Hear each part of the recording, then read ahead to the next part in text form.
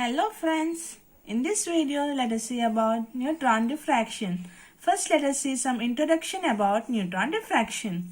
Neutron diffraction or electron-neutron scattering is the application of neutron scattering to determine the atomic and magnetic structure of an material. So, neutron diffraction is also known as electron-neutron scattering. With the help of neutron diffraction, we can find atomic structure as well as magnetic structure of an material.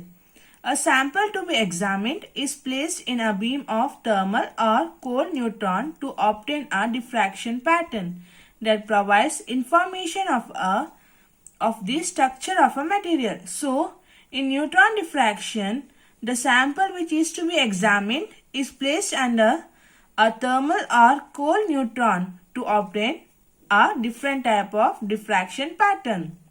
The technique is similar to X-ray diffraction, but due to their different scattering properties, neutrons and X-rays provide complementary information. So, neutron diffraction is somewhat similar to X-ray diffraction, but due to its different in properties with X-ray diffraction, neutrons and X-rays give complementary informations. X-rays are suited for superficial analysis. Strong X-rays from cytochrome radiations are suited for shallow depth or thin specimens, while neutron having high penetration depth are suited for bulk samples. So, with the help of neutron diffraction, we can examine bulk samples, whereas with the help of X-ray, we can examine the shallow depth or thin specimens. Now let us see the definition of neutron diffraction. Neutron diffraction is a method by which neutron used to determine the atomic and or magnetic structure of a material. As first said, with the help of neutron diffraction, we can determine atomic as well as magnetic structure of a material, where determination of magnetic structure of a material is the main advantage in case of neutron diffraction. It can be easily well applicable to study crystalline, solids, gaseous, liquids or amorphous material. So, with the help of neutron diffraction, we can determine the structure of any type of materials like amorphous, liquid, gaseous or solid materials. There are two main components of neutron diffraction. So, in case of neutron diffraction, there are two main components. One is nuclear neutron scattering and the other is magnetic neutron scattering. First, let us see about nuclear neutron scattering. What it is? Nuclear neutron scattering. Either neutron scattering is a technique of choice for condensed matter investigation. So, in case of nuclear neutron scattering, it is a condensed matter investigation. In general, because thermal or cold neutrons are a non-invasive probe. Non-invasive means they do not distract or they do not destroy anything. They do not change the investigated sample, since they do not deposit energy into it. So, neutron scattering does not destroy our sample because they do not deposit any energy into the sample. There are two types of neutron scattering. One is elastic neutron scattering.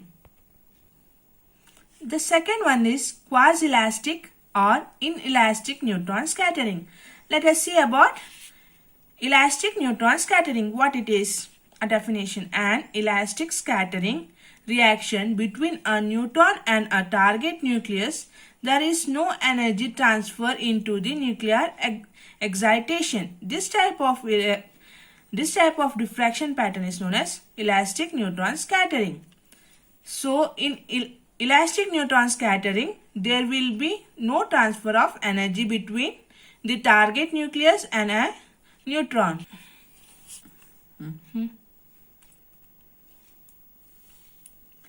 The elastic scattering converts both momentum and kinetic energy of a system. In case of elastic scattering, both momentum and kinetic energy of a system is conserved. It may be modeled as a billiard ball collision between a neutron and a nucleus. So, elastic scattering can be modeled as billiard ball collision. Next comes the inelastic neutron scattering. The second one is inelastic neutron scattering. So, it is an experimental technique commonly used in a condensed matter research to study atomic and molecular motion as well as magnetic and crystal field excitation. So, it is used to determine molecular motion as well as magnetic and crystal field excitation. It distinguishes itself from the elastic neutron scattering technique by resolving the change in kinetic energy that occurs when the collision between neutrons and the sample is an inelastic one. So, in elastic neutron scattering, the kinetic energy was conserved. In case of inelastic neutron scattering, the kinetic energy is not conserved. So, it results generally communicated as dynamic structure factor. So, its results is generally communicated, either it's said as dynamic structure factor. Next comes the magnetic neutron scattering. So, it is a second property. Neutron possess a spin and associated magnetic moment. So, neutron will possess a spin as well as associated with magnetic moment. Magnetic interaction between neutron and atom electrons, which is responsible for magnetic properties of an moment, may be expected. Thus, a neutron can be scattered by interaction of its magnetic moment with the atomic or ionic magnetic moment of a sample. So, we can find neutron scattering in case of magnetic interaction of and in case of magnetic interactions too. This type of scattering is generally referred as magnetic scattering. So, the scattering in which magnetic interaction is involved between atoms and a sample is known as magnetic scattering.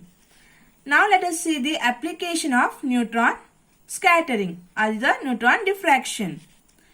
So, neutron diffraction is used for locating light atoms, used for detecting isotopes of a sample atomic number.